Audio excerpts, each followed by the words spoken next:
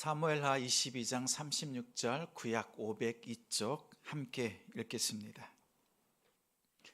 주께서 또 주의 구원의 방패를 내게 주시며 주의 온유함이 나를 크게 하셨나이다. 한 번 더 읽습니다.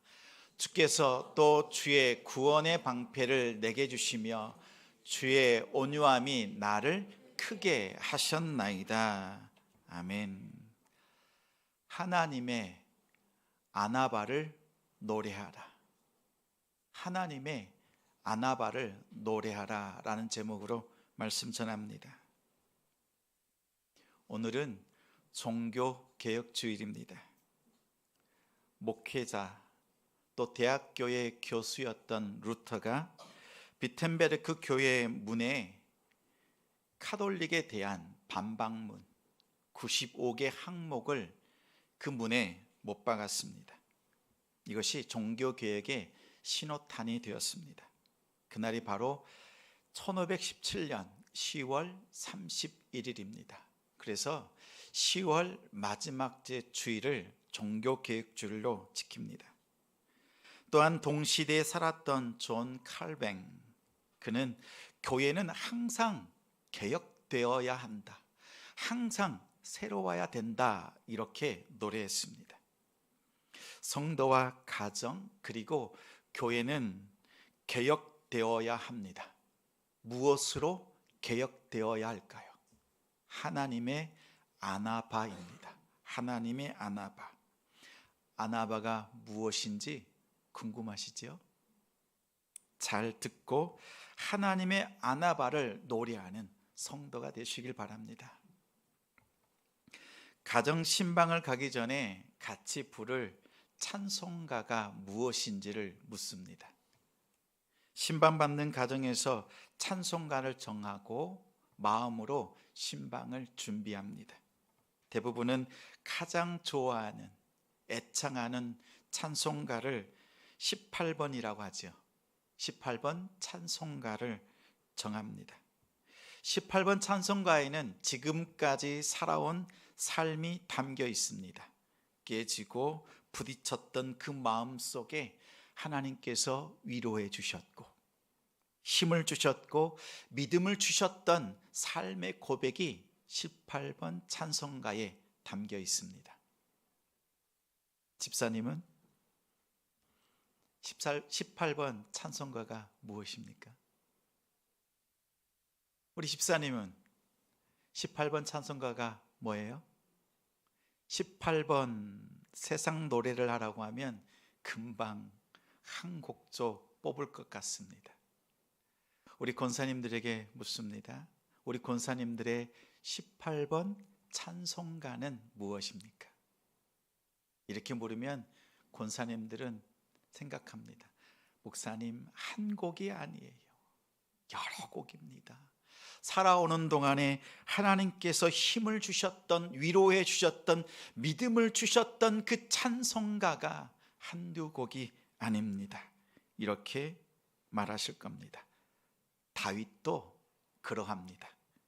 찬양도 잘하고 연주도 잘했습니다. 수금을 아주 잘 연주했습니다. 사울 왕이 귀신 들려서 고통당할 때 다윗이 수금을 연주하자 귀신이 떠나갔습니다. 그 정도로 찬양과 연주를 아주 잘했습니다.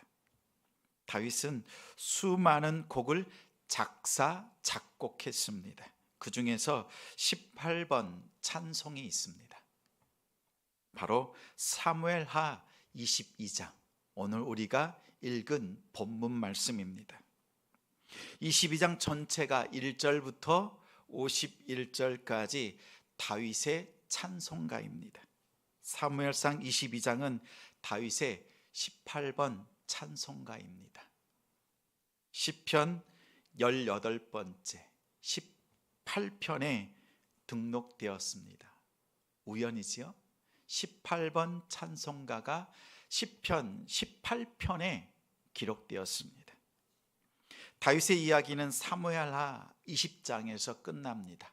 21장부터 24장까지는 다윗의 삶에 대한 특별한 사건, 내용을 덧붙여 놓은 부록의 말씀입니다.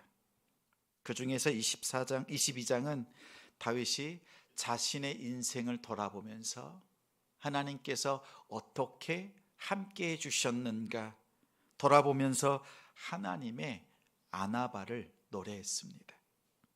이 찬송가를 부른 때는 22장 1절에 표기해 두었습니다. 1절에 보니 여호와께서 다윗을 모든 원수의 손과 사울의 손에서 건져내신 그날에, 구원해내신 그날에 하나님의 아나바를 노래했습니다. 모든 대적을 물리쳤습니다. 하나님의 언약궤를 예루살렘으로 옮겼습니다. 이스라엘의 진정한 왕이 된 그날에 하나님을 노래했습니다. 그 노래 가사를 같이 읽어보겠습니다. 우리 22장 2절과 3절 4절 함께 읽습니다. 이르되 여호와는 나의 반석이시요 나의 요새시요 나를 위하여 나를 건지시는 자시요 내가 피할 나의 반석의 하나님이시요 나의 방패시요 나의 구원의 뿌리시요 나의 높은 망대시요 그에게 피할 나의 피난처시요 나의 구원자시라. 나를 폭력에서 구원하셨도다. 내가 찬송받으실 여호와께 아뢰리니 내 원수들에게서 구원을 받으리로다. 아멘. 여호와는 이렇게 시작했습니다. 내 인생에서 나를 이렇게 도와주신 하나님, 그리고 그분은 나에게 이러한 분이시다, 이렇게 고백했습니다. 다윗이 여호와는 나의 반석, 요새, 방패, 망대요 피난처라고 이렇게 노래하는 근본적인 이유가 있습니다. 오늘 말씀 36절, 주의 온유가 나를 크게 하셨습니다. 주의 온유가 나를 크게 하셨습니다. 한번 따라서 하시겠습니다. 주의 온유가 나를 크게 하셨습니다. 주의 온유가 나를 크게 하셨습니다. 오늘 문장에는 온유하다, 크게 하다라고 하는 두 가지 동사를 통해서 대조적으로 사용했습니다. 여기서 온유는 아나바입니다. 온유, 겸손을 번역한 것입니다. 낮아지는 것을 의미합니다. 크게 하다라고 하는 것은 히르바라고 합니다. 히르바는 높아지는 것을 말합니다. 다시 말하면 여호와 하나님이 아나바 하시고 나를 히르바 하셨습니다 라는 뜻입니다. 하나님, 당신이 가난해지심으로 나를 부유하게 하셨습니다. 하나님이 낮아지심으로 내가 높아졌습니다 라고 고백했습니다.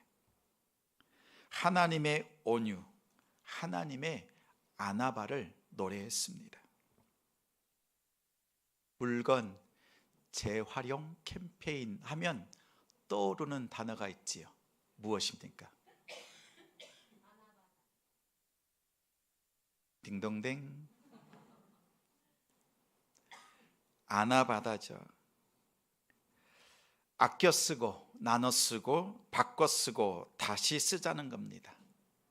버릴 만한 물건일지라도 아나바다 하면 버릴 것이 없다는 뜻이 그 안에 담겨 있습니다.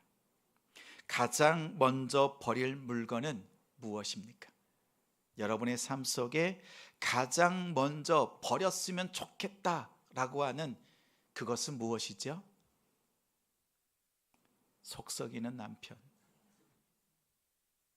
게임만 하는 아들놈, 잔소리하는 아내, 엄마입니까? 여러분의 마음의 소리가 들립니다. 내다 버릴 만한 물건, 사람일지라도 아껴 쓰고 나눠 쓰고 바꿔 쓰고 다시 쓸 마음을 품으면 버릴 것이 없습니다. 남편을, 아내를, 자녀를 아끼세요. 사랑을 나누어 주세요. 힘들어도 바꿔서 사용합시다.